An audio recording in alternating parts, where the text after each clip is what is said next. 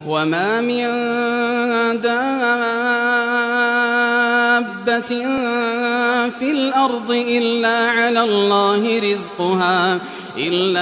اللَّهِ رِزْقُهَا وَيَعْلَمُ مُسْتَقَرَّهَا وَمُسْتَوْدَعَهَا كُلٌّ فِي كِتَابٍ مُبِينٍ.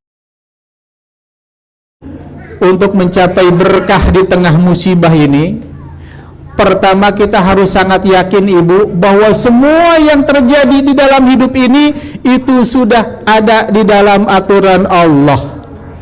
Enggak ada yang baru, enggak ada yang kebetulan. Yang kebetulan itulah adalah takdir Allah. Jadi enggak ada yang kebetulan. Yang kita sebut wah kebetulan nih, itu bukan kebetulan, itu sudah diatur, gitunya. Sudah diatur, itu sudah takdir Allah, nggak ada yang kebetulan. Itu mah karena ketidaktahuan kita bilang kebetulan. Padahal sebenarnya nggak ada kebetulan, semua sudah diatur oleh Allah. Saya buta, sudah diatur oleh Allah, bahwa pada tanggal sekian, jam sekian, menit, detik sekian, saya Ismail oleh Allah ditakdirkan ketembak mata saya sehingga jadi buta.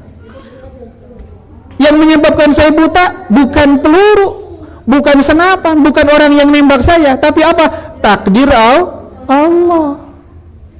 Ibu-ibu juga begitu. Suami misalkan tanggal 1, misalnya tanggal 1 ya, bapaknya habis gajian, pulang dari kantor, pulang dari perusahaan, pulang ke rumah, wah gajian tanggal 1, pasti nyerahin duit nih, ditunggu-tunggu di rumah. Pulang suami bukan nyerahin duit, bukan ngasih duit, cemberut, marah-marah, ya, misalkan tuh mere duit sampai share pun. Nah ibu-ibu pada saat itu jangan, wah ini suami pelit, kalau begitu udah buang aja suaminya, misalkan gitu ya. Tapi kalau kita kembali semua sudah diatur Allah, ibu mikirnya begini, ini yang nggak ngasih duit bukan suami saya, Allah yang tidak mentakdirkan suami saya ngasih duit, gitu bilangnya. Nah, dengan begitu apa? Kita tenang. Para suami juga sama. Suami misalkan ya, pulang kerja capek sampai rumah, luwet-luwet kesang, pengen disambut dengan senyuman, disediain makanan, kopi dan sebagainya. Nyampe rumah istrinya malah cemberut, apa-apa dibanting, dibalang-balangkun. Ya, kalau suami yang tidak beriman, ini kurang ajar punya istri, gue buang juga nih, gitunya. Diusir 1-2 hari sesudah dia pergi malah dipanggil lagi gitu. Itulah laki-laki ya. Makanya saya nggak suka sama laki-laki itu. Nah, iyalah. Nah, tapi kalau suami yang beriman, ini bukan istri saya yang nggak masak, bukan istri saya yang tidak menghidangkan kopi, tapi Allah yang tidak menghadirkan atau yang tidak mentakdirkan istri saya bikin kopi. Allah yang tidak mentakdirkan istri saya masak, gitu. Jadi semua dikembalikan kepada Allah. Nah kira-kira kalau kita punya pemikiran yang seperti itu, tenang nggak bu hidup kita? Tenang. Cuman susah kan untuk punya pikiran seperti itu, ngelatihnya itu gitu ya. Ya saya sendiri awalan waktu pertama kali nggak bisa ngelihat, shock juga bu. Saya dulu waktu sebelum tunanetra itu kan aktivis ya. Saya di sekolah ketua OSIS, kepala santri, komandan paskibra, komandan laskar santri. Pokoknya kegiatan saya seabrek lah gitu kan. Nah, tiba-tiba saya harus terkurung di dalam kamar sendirian, gelap. Itu kan shock sekali gitu kan, shock banget itu. Tapi justru itulah ketika kita kembalikan ini adalah kehendak Allah, maka pelan-pelan lambat laun terbuka hikmah. Allah berikan kemudahan demi kemudahan. Jadi sekali lagi kita harus sangat yakin hidup kita ini sudah ada di dalam aturan Allah. Kapan kita sehat, kapan kita sakit, itu sudah ada aturannya. Kapan misalkan terjadi wabah kayak sekarang ini, itu pun sudah ada ketentuannya. Jadi COVID ini bukan barang baru, sudah ada di Lauhul Mahfuz bahwa tahun sekian kita seluruh umat dunia mengalami wabah yang namanya COVID-19, itu sudah ada aturannya di Lauh Mahfuz, nggak ada yang baru. Dan ibu sekalian, kalau kita bandingkan ibu antara musibah yang Allah berikan dengan nikmat yang Allah limpahkan kepada kita, kira-kira banyakan mana bu? Banyakan apa? Nikmat apa musibah? Nikmat ya. Ini kata orang sekarang gonjang-ganjing COVID-19. Tapi alhamdulillah kita di sini masih bisa hadir pengajian, ya. Masih bisa kumpul di masjid, masih bisa baca Quran, masih bisa kongko, masih bisa ngobrol, masih bisa makan, minum dan sebagainya. Subhanallah, alhamdulillah. Jadi nggak ada yang harus kita takut, itu nggak ada sebenarnya. Semua sudah diatur oleh Allah. Fa inna ma'al usri yusra. Apa artinya? Fa inna ma'al usri, maka sesungguhnya bersama kesulitan ada kemudahan. Jadi kemudahan itu datang bersama kesulitan. Bukan kemudahan datang sesudah kesulitan, bukan, tapi bersamaan. Datang kesulitan, pada saat itu juga datang kemudahan. Saya termasuk yang bersyukur ibu, bersyukur dengan adanya COVID. Kenapa? Bukan nyukurin orang-orang yang kena COVID, bukan, naudzubillah ya. Bersyukur saya itu maksudnya dengan adanya COVID ini, orang yang mau maksiat terhalang, tertahan. Yang mau kumpul pesta-pesta maksiat nggak jadi. Yang konser-konser yang maksiat nggak jadi, dibatalkan, dilarang dan sebagainya. Berarti kan COVID ini membuat suasana atau kegiatan-kegiatan maksiat terhenti. Itu yang saya syukuri. Walaupun pada saat bersamaan juga banyak masjid-masjid yang ditutup, pengajian-pengajian yang ditutup. Tapi kan kita bisa menggunakan media-media yang lain, dan alhamdulillah saya bersyukur di sini pengajian terus berjalan. Di tempat saya pun alhamdulillah majelis taklim ibu-ibu ya, bapak-bapak saya nggak liburkan, terus berjalan ya. Karena ya mau ngapain lagi gitu kan, justru di tengah banyak musibah seperti ini kita harus jauh lebih dekat kepada Allah. Dan sarana untuk mendekatkan diri kepada Allah yang paling efektif adalah lewat pengajian. Kalau kita sendirian mah, misalnya ibu sendirian ibadah di rumah wiridan, ya, misalkan muter-muter tasbih, baru berapa kali udah ngantuk, jatuh sendiri tuh tasbihnya, ya, tahu-tahu udah kleker gitu ya. Nah, tapi kalau ngaji begini, jangankan yang niat benar-benar ngaji dari rumah, yang cuman iseng doang datang ke tempat pengajian, insya Allah pulang dari sini ilmu dapat, dosa diampuni, benar gak? Ya. Jadi ada kisah ini, riwayatnya sahih. Jadi ceritanya ada seorang nyari temennya bu, nyari temennya, ngajak main gitu, main ke rumah temennya, ngajak main. Ternyata temennya itu nggak ada di rumah. Ditanyain sama keluarganya, ada di mana? Oh di sono no, di majelis taklim lagi ngaji katanya.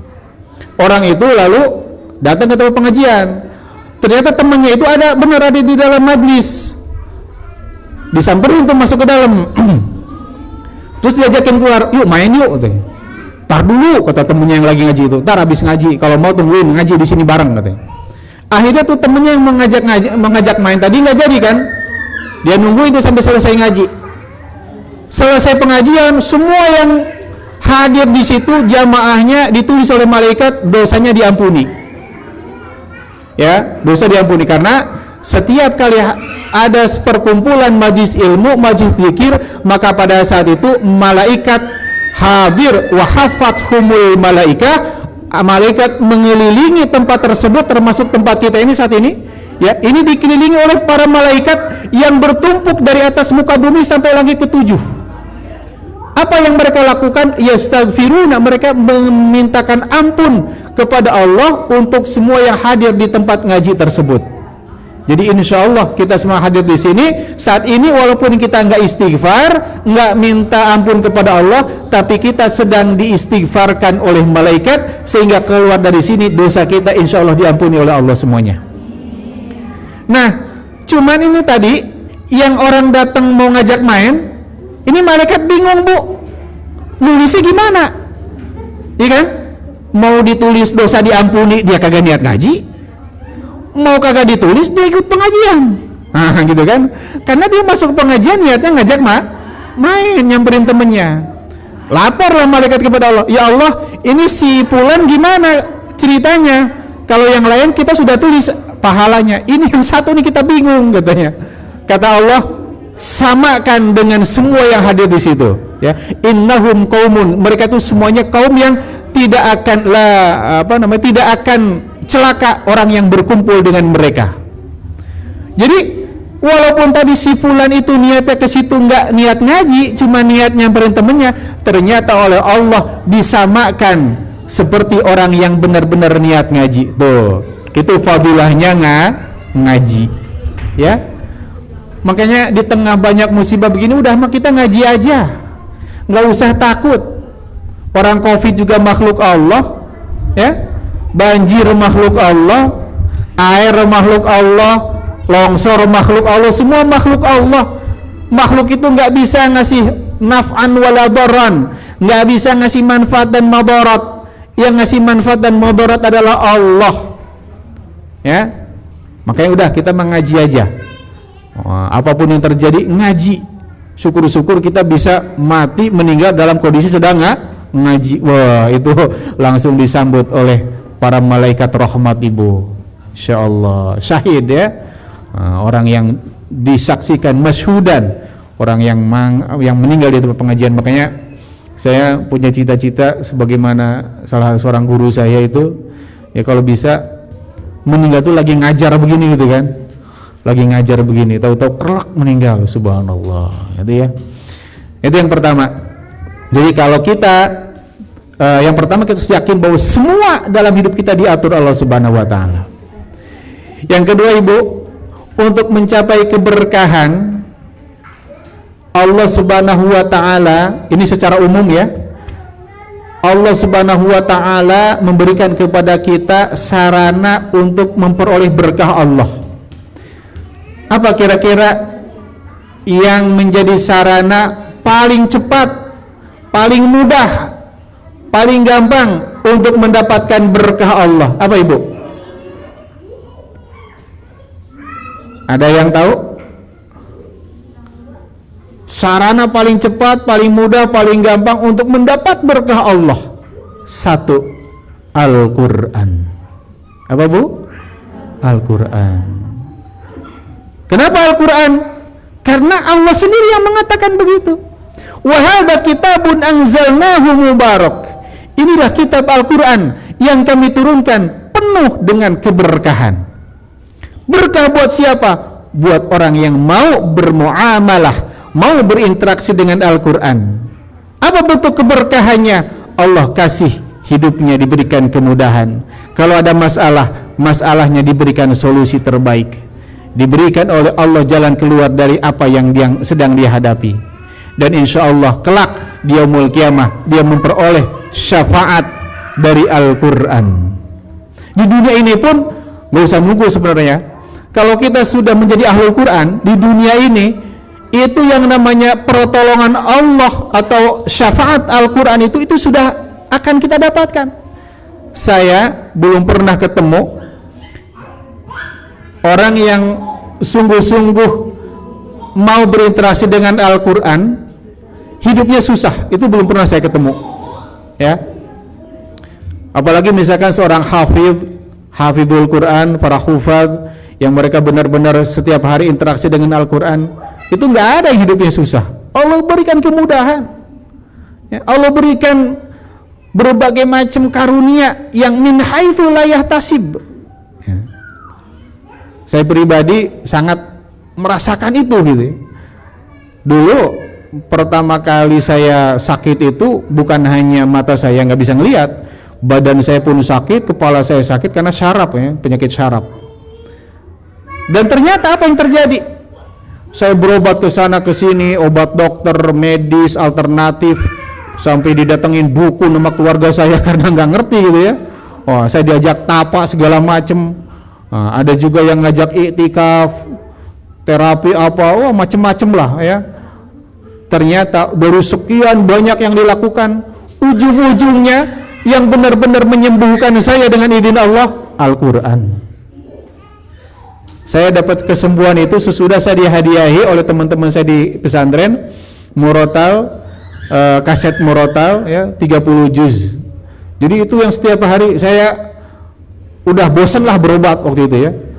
Akhirnya saya minta saya beli tip sendiri, saya di kamar pagi, siang, sore, malam saya setel itu murotal, nggak berhenti sampai tidur pun saya sampai dengerin murotal Al-Quran itu subhanallah, nggak lama penyakit saya hilang, penyakit saya sembuh. Dan alhamdulillah sampai sekarang kalau saya puyeng-puyeng, sakit-sakit, pegel-pegel, udah tinggal dengerin murotal aja atau saya tilawah sendiri, murojaah, itu biasanya alhamdulillah sembuh dengan sendirinya gitu ya. Jadi itu salah satu bentuk keberkahan Al-Quran. Wa nunazzilu minal Qur'ani ma huwa syifaa'un wa rahmatul lil mu'minin. Kami turunkan dari Al-Quran ayat-ayat yang menjadi syifa, menjadi obat penawar, wa rahmah, kasih sayang, solusi, jalan keluar, kemudahan-kemudahan lil mu'minin, bagi orang yang iman, bagi orang yang yakin, bagi orang yang benar-benar yakin kepada Allah. Cuman masalahnya itu tadi tuh, seringkali kita nggak yakin, kita ragu apa bener. Saya ceritakan ini kepada seorang ya ustadz juga gitu kan, lah Ustadz Ismail mah sudah ngalamin, kita kan belum, katanya gitu. Ya justru saya ngajak supaya kita bisa mengalami bersama gitu, iya kan? Wah, jadi insya Allah kalau kita yakin Allah akan berikan kemudahan. Dan Al-Quran ini itu tidak akan ada pernah mengecewakan kita, tidak akan pernah mengecewakan kita. Itu harus kita benar yakini. Saya ada satu kisah ya, ini cerita seorang TKW. Jadi ceritanya TKW ini dia di luar negeri mendapatkan kezoliman, penganiayaan dari majikannya. Pokoknya hidupnya luar biasa susah, luar biasa teraniaya di negeri orang. Tapi sampai berbulan-bulan dia dianiaya, dia masih punya keyakinan kepada Al-Quran. Jadi suatu hari, suatu malam dia tahajud, dia bangun, dia ambil Al-Quran, terus Al-Quran itu mushaf dia tunjuk-tunjuk. Kamu katanya solusi, kamu ini katanya rahmat, kamu ini katanya bisa berjalan keluar, coba tunjukkan apa jalan keluarnya, apa yang harus saya lakukan. Terus dia buka Al-Quran itu secara acak, Pak, Bu ya. Dia buka secara acak, dan biidznillah yang terbuka adalah akhir daripada surah An-Nahl. Wasbir wa ma sabruka illa billah wala tahzan alaihim wala takum fi dhayqin mimma yamkurun. Bersabarlah dan kamu tidak bisa bersabar kecuali dengan pertolongan Allah. Jangan sedih ya, dan jangan sempit karena perlakuan orang-orang zalim kepadamu. Ya intinya begitu. Itu dia langsung nangis. Ternyata itu adalah jawaban dari Allah, dan nggak lama sesudah itu dia bisa keluar dari majikan tersebut dan mendapatkan majikan yang baik sampai kemudian dia berhasil. Dengan wasilah apa? Dia yakin kepada Al-Quran. Padahal itu dia marah-marah sama Al-Quran itu. Katanya kamu solusi, coba tunjukin katanya gitu ya. Ternyata Al-Quran benar memberikan jawaban gitu ya. Nah, itulah. Jadi termasuk musibah yang terjadi saat ini. Kalau kita mau benar-benar keluar dan keluar dengan berkah dari musibah ini, termasuk COVID-19 ini, obatnya atau solusinya adalah Al-Quran. Saya tidak tidak anti dengan ikhtiar ya yang lain, misalkan berobat dan sebagainya, itu tentu harus kita lakukan bagian dari ikhtiar. Tapi ikhtiar kita yang harus lebih serius, yang harus lebih sungguh-sungguh menghadapi apapun, baik itu masalah pribadi, keluarga, penyakit dan sebagainya, maka ikhtiar yang harus lebih serius adalah ikhtiar dengan interaksi Al-Quran. Gimana caranya? Minimal kita biasakan tilawah sehari 1 juz, itu minimal. Jadi kalau yang masih belum bisa 1 juz sehari dan berharap bisa dapat keberkahan, bisa dapat kemudahan dengan berkahnya Al-Quran, coba usahakan minimal sehari 1 juz. Nggak harus 1 kali duduk, ya. Kalau misalkan, aduh, kalau sekali duduk 1 juz berat, dicicil lah gitu kan. Nah, setiap ba'da sholat 2 lembar kan 5 lembar, 5 kali 10 lembar berartinya. Kalau masih terbata-bata, nggak apa-apa. Justru Allah Subhanahu wa ta'ala memberikan 2 pahala. Sudah mah dia susah terbata-bata bacanya, tapi dia masih mau baca gitu. Dapat 2 pahala malah. Nah, kalau kita masih belum sanggup sehari 1 juz, ya jangan dulu berharap kita bisa dapat berkahnya Al-Quran. Kenapa? Karena berarti interaksi kita dengan Al-Quran belum standar. Standar itu 1 juz sehari. Makanya kan ada program One Day One Juz, nggak tahu sekarang masih ada nggak tuh? Ya harusnya masih ada, dan itu harus digalakan. Misalnya kita dikasih penyakit, ya, tapi kita masih bisa beraktivitas. Nah, Allah itu maha mampu ngasih kita penyakit yang kita udah nggak bisa ngapa-ngapain. Koma misalkan, Allah maha mampu, tapi kita masih dikasih atau masih diberikan kesempatan, walaupun sakit kita masih bisa ngaji, kita masih bisa beraktivitas. Berarti apa?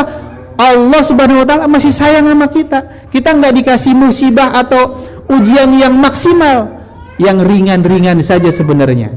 Kayak COVID ini juga, Allah bisa saja ngasih wabah penyakit yang kalau pagi hari orang kena, sore mati, sore hari kena, paginya mati. Itu pernah terjadi di Syam dulu. Tapi Allah nggak kasih yang kayak begitu. Nggak ada orang sekarang yang mati karena COVID murni, nggak ada. Itu biasanya yang meninggal itu karena sudah punya penyakit bawaan, kata dokter gitu kan. Nggak ada yang murni karena COVID. Jadi apa? Ringan sebenarnya. Makanya Allah Subhanahu wa ta'ala masih sangat sayang sama kita. Itu yang kedua. Yang ketiga, agar ringan kita menghadapi musibah, maka kita harus ingat, ya, musibah itu datang dari Allah. Asalkan kita ridho dengan takdir Allah, selesai musibah itu, Bu. Kuncinya ridho.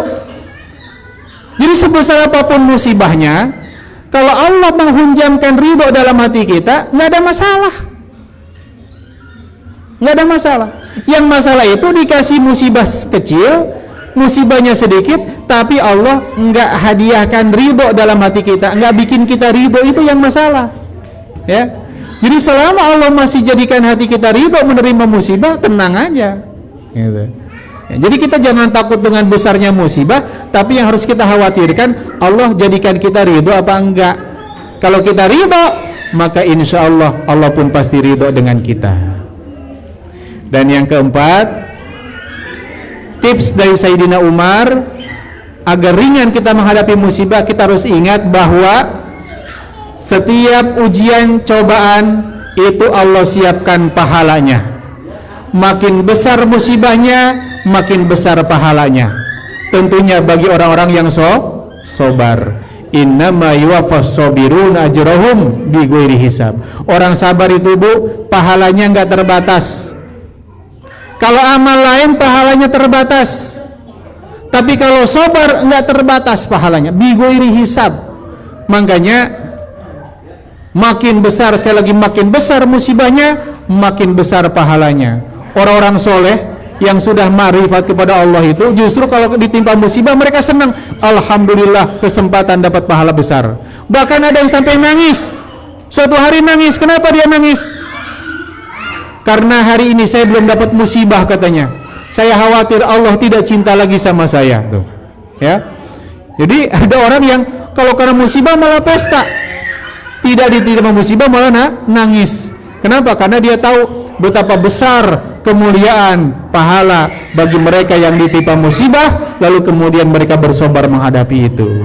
Nah, mudah-mudahan kita termasuk orang-orang yang diberikan kekuatan, kesabaran dan keberkahan sehingga kita memperoleh kemuliaan di sisi Allah. Setiap musibah yang datang kepada kita menjadi jalan kebaikan, menjadi jalan pahala dan menjadi jalan pertolongan Allah, kedekatan kita kepada Allah. Amin, amin Allah ya rabbal alamin. Demikian yang bisa saya sampaikan. Ada tanya jawab atau tidak?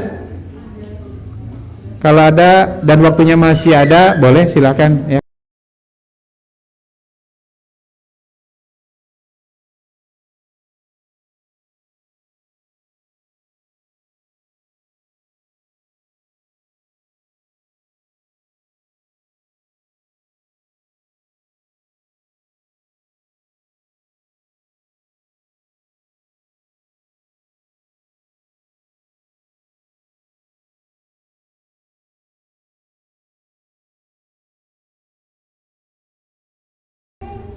Ya, alhamdulillah, berarti sudah sangat paham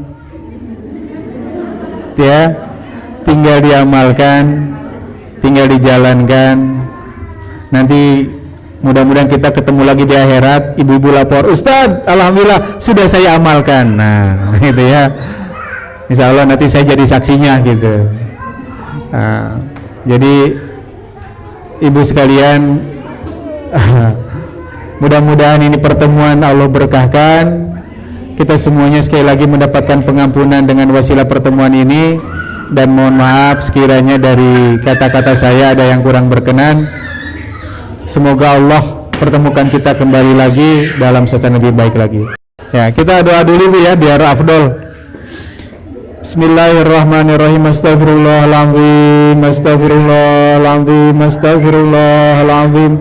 Alladzi la ilaha illa huwal hayyul qayyum wa atubu ilaihi min jami'il ma'asi wa dhunub.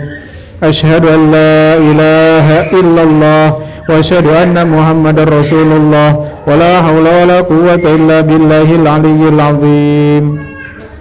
Bismillahirrahmanirrahim. Alhamdulillahirabbil alamin. Hamdan yuafi ni'amahu wa yukafi mazidah. Ya Rabbana lakal hamdu kama yanbaghi li jalali wajhika wa 'azimi sultanik. Allahumma shalli ala sayyidina Muhammadin wa ala ali sayyidina Muhammad.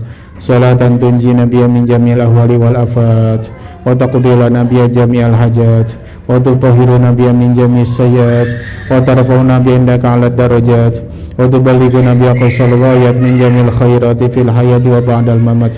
Allahumma ighfir lana wa liwalidina warhamhum kama rabbawna shighara wa li jami'il muslimina wal muslimat wal mu'minina wal mu'minati al-ahya'i minhum wal amwat. Rabbana hab lana min azwajina wa dhurriyyatina qurrata a'yunin waj'alna lil muttaqina imama. Rabbana atina min ladunka rahmatan wa hayyi lana min amrina rasyada. Allahumma barik lana fi auladina wa la tadurruhum wa fikum fi ta'atika warzuqna birrahum. Ya Allah, berikan kesanggupan kami mensyukuri nikmat-Mu. Berikan kesanggupan kami sabar atas segala ujian dan cobaan dari-Mu. Bimbing kami agar mampu ridho atas segala takdir-Mu.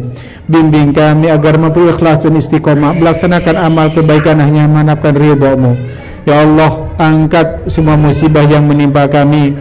Jadikan musibah ini menjadi jalan kami memperbaiki diri. Berikan kepada kami kekuatan kesabaran dan kumpulkan kami bersama orang soleh. Dan jadikan kami termasuk orang-orang yang layak dan berhak untuk mendapatkan pertolongan, syafaat Rasul-Mu dan keselamatan dunia dan akhirat. Rabbana atina fid dunya hasanah wa fil akhirati hasanah wa qina adzabannar. Wa sallallahu ala sayyidina Muhammadin wa ala alihi washabbihi ajma'in. Alhamdulillahirabbil alamin. Barakallahu wa lakum. Wassalamualaikum warahmatullahi wabarakatuh.